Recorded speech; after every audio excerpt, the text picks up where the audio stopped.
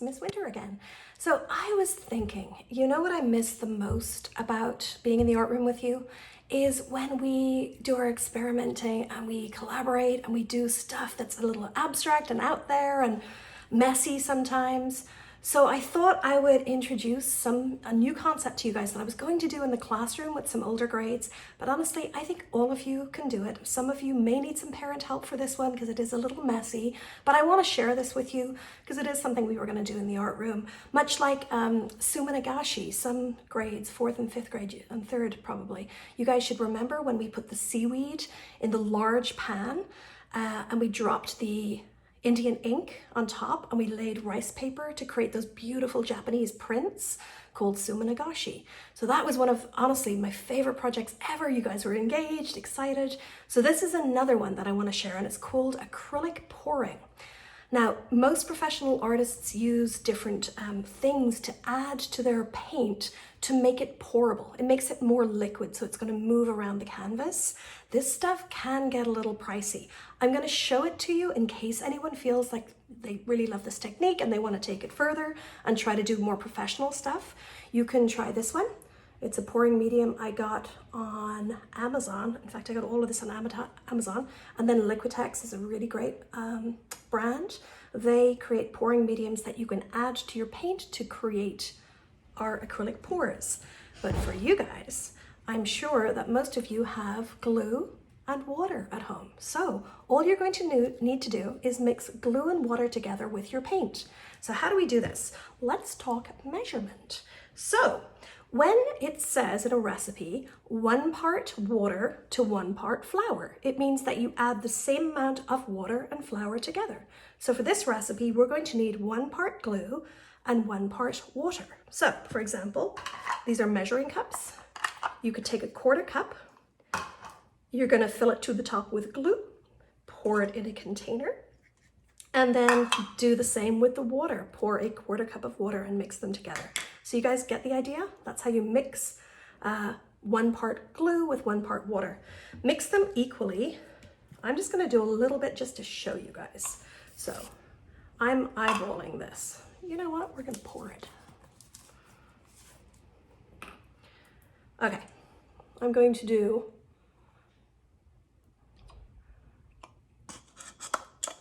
a little bit of glue like this, but I want the equal amount of water. So I'm going to eyeball it. You guys can use a measuring tool and a little bit of help at home to do this. So there we go. I've mixed it up. I shall use an old fork and I simply mix them together like this. Now to add color, you need to mix 1 part paint with this. So what does that mean? Let's take a look. I now have this much of the pouring mixture, the glue and water mixed together. I'm going to add that much paint right here. So let's do blue. Mix it in. Again, eyeballing it. You guys can use a measuring tool. Here we go. And I'm going to mix this up.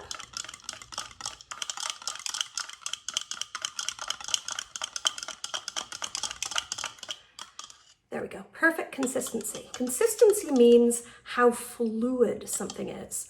So notice the way it's dripping quite easily from my fork. I want it to be like that. I want it to be like yogurt-ish, like liquidy yogurt.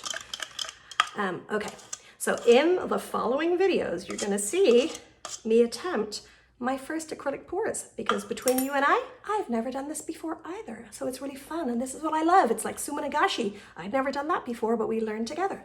So this is something that we can learn together and experiment with. So in the next couple of videos, you're going to see my attempts at doing some acrylic pours. They're not hard. They're really great. They're actually super fun. Just play with the paint as you move it around your canvas, and you'll see how I do it. There are different ways of doing it. There are also great YouTube videos out there on how to, but start here, take a look at this, and I hope you enjoy. Okay, so follow along with me. Okay, so the first thing you're gonna need to do is pre-mix all of your paints, glue, water, and paint in the measurements that I told you about earlier. Make sure they're nicely mixed up. You can see mine are sort of shimmery paint. I actually used metallic paint for this project. So you can use any type of paint you like. You can even use the homemade paint that I shared the recipe with on my Google Classroom. So pre-mixed paint with the glue and water is ready for pouring. The consistency is like runny yogurt, you know, sort of like thickened milk maybe. Ooh, that's not a very nice visual. Anyway, all right, so you have your paint mixed. You're obviously going to need some sort of a tray to capture the paint that's going to drip off your canvas. So use a tray, an old tray, make one out of tin foil, something that you can throw away at the end, or reuse like this one. Now, this might be challenging for some of you who don't have it at home. I am actually using a canvas for this. Michael's, I don't believe is open, but Amazon sells canvas sheets, like boards. They're very, very thin. They're super cheap. I think you can get them around 50 cents to $1 on Amazon. Dollar Store also sometimes has them, but you do need some sort of thicker paper, because if you use regular paper for this, it is just going to slump. So you need some sort of thick canvas or cardboard that you can paint over, something like that. So use your imagination. What I've done is I've actually just used plastic cups to prop up my canvas. The important thing is that it is level. You don't want your paint to be tilting off without you guiding it. So I'm going to lay it down, make sure this is nice. Oh, it is not level. There we go, that is nice and level. And here we go. So this technique is called a ring pour. So we're gonna start with that. So I wish you were in the room to tell me which color to do first. I hear someone shouting purple. Okay, I'll go for purple. So I'm just going to pour this, and I'm making a circular motion. And honestly, really, there's kind of no right or wrong way to do this type of art, which is what I love. Also, you never know exactly what the results are going to be. Another thing I love, I like surprises. I'm gonna add some white. And I'm just doing circular motions. Actually, when we did Sumanagashi, it was exactly the same. Remember how we dropped the India ink on the seaweed? We dropped it right in the center, trying to form concentric rings going out. So it's the same type of concept. What color should I do next, people? Should I go back to purple? Back to purple. I'm actually just kind of doing a Sumanagashi thing here because I'm just keep pouring it in the middle. I think with ring technique, you're supposed to actually create a ring. Let me try that. There we go. Maybe more white. Oh, it's quite relaxing, you guys. I'm liking this. Maybe a little bit more gold. All right. I think I have quite a bit of paint poured, so I want to see what happens now as I tilt my board back and forth. So I'm going to simply tilt it, but I'm going to stop it before it runs off my canvas because I want to try to direct the rings. See how the colors are sort of spreading out? And what I'm hoping also happens is what's called forming cells. When air gets trapped underneath the layer of paint, the bubbles sort of rise to the surface, and you can actually use a heat gun or a hairdryer to pop those cells. This is turning out quite nice, you guys. Wow.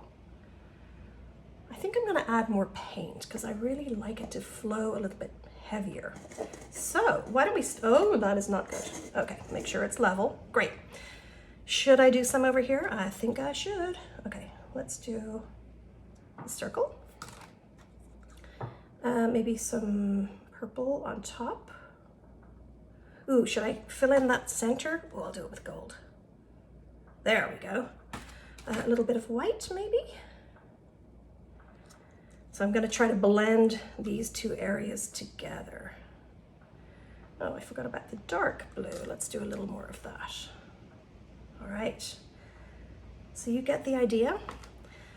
I'm just gently shifting my canvas board around so that the paint flows freely.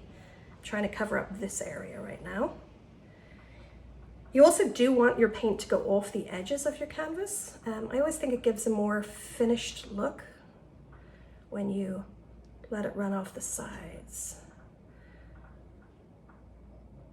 All right, I'll come back to this area later. Let's just try tilt this all the way down and see what happens.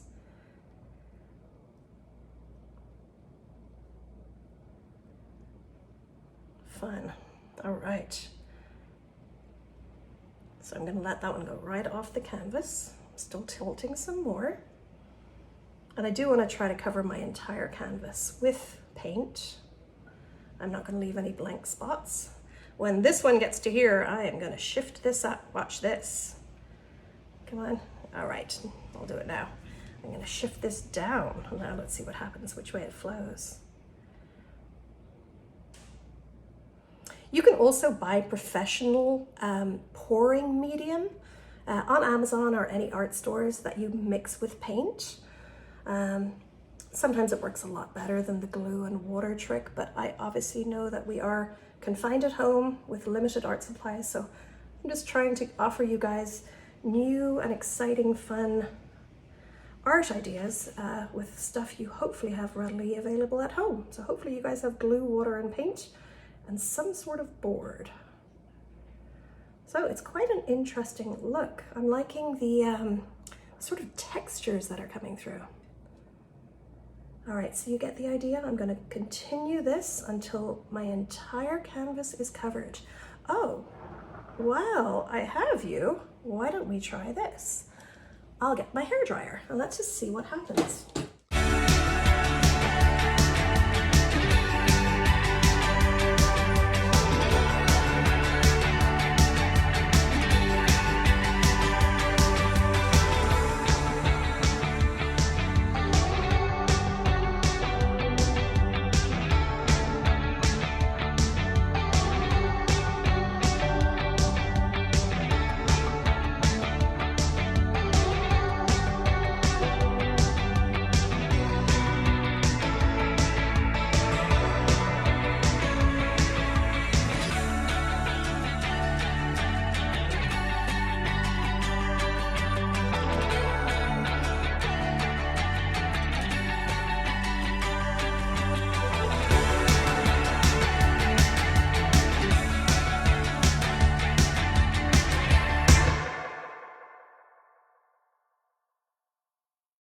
So, interesting. It didn't work as well as I thought it would, but I still love what happened.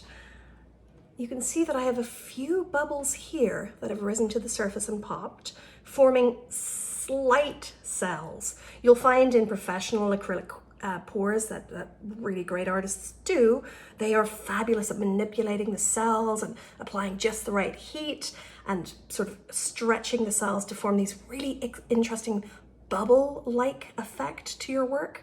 But that is not bad for an inexpensive at-home acrylic pour. And the great thing about these is too, guys, is as they dry overnight, it takes quite a while for these to dry because the paint is quite thick. You'll find more air bubbles will come, it'll change in texture a little bit. So when you wake up tomorrow morning, you wake up to a new painting. So enjoy, experiment, have fun with it. It's certainly a messy project, but honestly, one of my favorites. So I hope you enjoy.